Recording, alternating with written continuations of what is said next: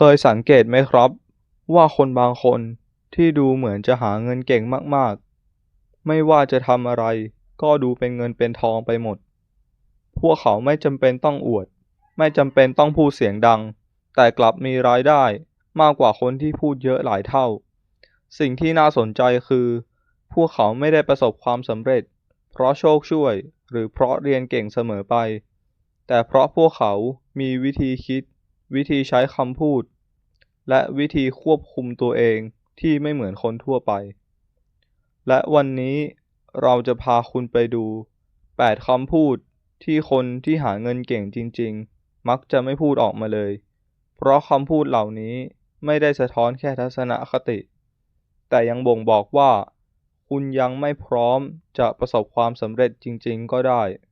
ถ้าคุณยังพูดอยู่แบบนี้ เรามาเริ่มกันที่ข้อแรกเลยครับ 1. เงินไม่ใช่ทุกอย่างหรอก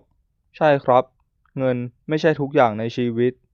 แต่คุณจะปฏิเสธไม่ได้ว่าเงินคือสิ่งสำคัญในการใช้ชีวิต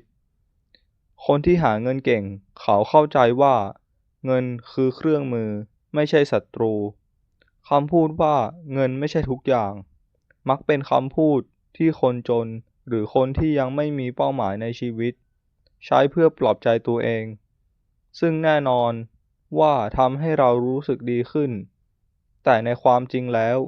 มันทำให้เราหยุดพัฒนาคนที่รวยจริงไม่พูดแบบนี้ เพราะเขารู้ดีว่าเงินสามารถซื้อเวลาซื้ออิสระและซื้อโอกาสให้กับตัวเองและครอบครัวได้คนหาเงินเก่ง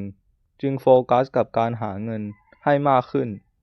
เพื่อมีอิสระในการเลือกใช้ชีวิต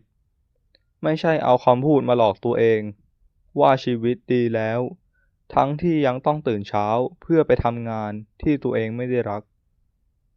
2. เราทำไม่ได้หรอก คนที่ประสบความสำเร็จไม่เคยพูดว่าฉันทำไม่ได้โดยไม่ลอง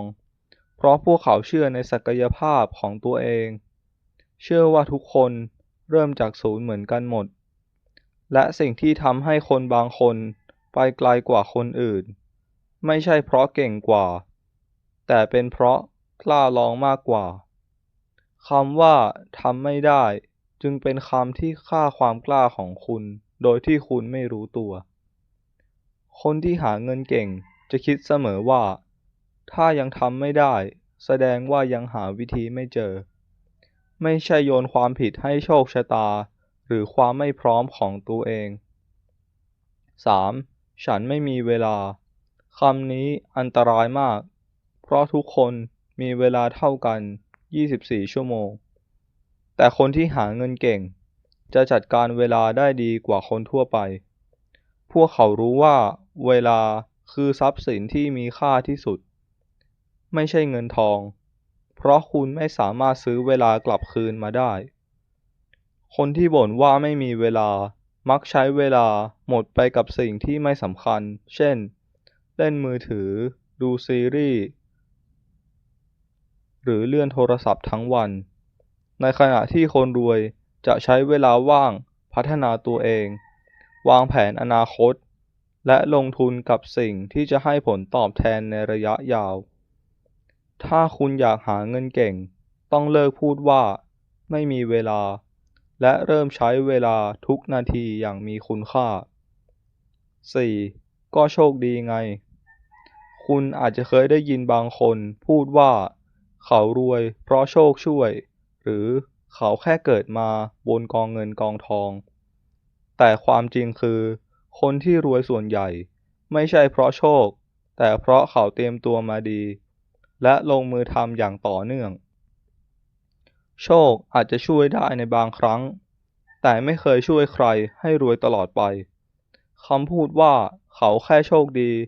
เป็นคำที่ทำให้ตัวเองไม่ต้องลงมือทำอะไร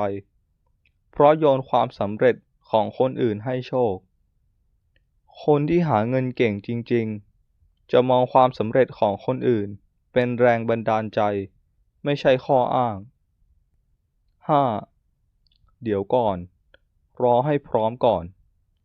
การรอให้พร้อมคือกับดักที่ทำให้คนส่วนใหญ่ไม่เริ่มต้นอะไรเลย คนที่หาเงินเก่งจะรู้ว่าความพร้อมไม่มีอยู่จริงถ้าคุณไม่เริ่มสักทีไม่มีใครเริ่มต้นธุรกิจตอนมีเงินพอดีไม่มีใครเริ่มเรียนรู้ตอนรู้หมดทุกเรื่องเพราะฉะนั้นถ้าคุณยังพูดว่ารอก่อนก็เหมือนคุณยอมให้เวลาผ่านไปโดยไม่ได้สร้างอะไรเลยคนหาเงินเก่งจะเริ่มจากสิ่งที่มีแล้วค่อยๆสร้างสิ่งที่ต้องการขึ้นมาทีละนิด 6. ทำไมต้องลำบากขนาดนั้นคนที่หาเงินเก่งไม่กลัวความลำบากเพราะพวกเขาเข้าใจว่าทุกความสำเร็จต้องผ่านการอดทนและพัฒนาคำพูดว่าทำไมต้องลำบากมักมาจากคนที่อยากได้ผลลัพธ์โดยไม่ต้องเปลี่ยนแปลงตัวเองแต่ในความเป็นจริงไม่มีทางลัดไปสู่ความมั่งคั่งมีแต่ทางที่คุณต้องเดินด้วยความเข้าใจและวินัยคนรวยยอมลำบากวันนี้เพื่อจะสบายในอนาคตส่วนคนที่อยากสบายวันนี้ก็มักต้องลำบากในระยะยาว 7. ชีวิตมันไม่แฟร์ใช่ครับ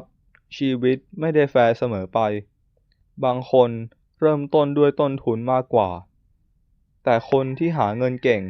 จะไม่เอาข้ออ้างนี้มาเป็นกำแพงพวกเขาเชื่อว่าทุกคนมีทางเดินของตัวเองและทุกอุปสรรคคือบทเรียนที่ทำให้แข็งแกร่งขึ้นการพูดว่าชีวิตไม่แฟร์เท่ากับคุณยอมแพ้ตั้งแต่ยังไม่เริ่มคนที่รวยจริงจะใช้พลังจากความไม่ยุติธรรมมาเป็นแรงผลักดันไม่ใช่กำแพง 8. ฉันรู้แล้วนี่คือคำพูดที่อันตรายที่สุดสำหรับคนที่อยากพัฒนาเพราะทันทีที่คุณพูดว่ารู้แล้วคุณจะปิดรับโอกาสในการเรียนรู้ทันทีคนที่หาเงินเก่งไม่เคยหยุดเรียนรู้พวกเขาอ่านหนังสือฟังพอดแคสต์เข้าคอร์สและถามคำถามอยู่เสมอ คำว่ารู้แล้วจึงเป็นด่านที่กั้นคุณจากการเติบโตแทนที่จะพูดว่ารู้อยู่แล้วลองเปิดใจฟังแล้วคุณอาจจะได้ไอเดียใหม่ที่เปลี่ยนชีวิตคุณไปตลอดกาลคำพูดที่คุณเลือกใช้ทุกวันมีพลังมากกว่าที่คุณคิดมันไม่ใช่แค่คำพูดธรรมดาแต่มันสะท้อนวิธีคิดของคุณวิธีที่คุณมองโลกและวิธีที่คุณวางแผนชีวิตคนที่หาเงินเก่งมักไม่เสียเวลาไปกับคำพูดลบๆแต่จะใช้คำพูดที่กระตุ้นตัวเองให้เติบโตเสมอถ้าวันนี้คุณอยากเปลี่ยนชีวิตอยากหาเงินเก่งขึ้นอยากรวยขึ้นเริ่มต้นที่การเปลี่ยนคำพูดของคุณก่อนเลยครับแล้วคุณจะเห็นว่าพลังของคำพูดเปลี่ยนอนาคตได้จริงๆขอบคุณที่รับชมครับแล้วเจอกันคลิปหน้า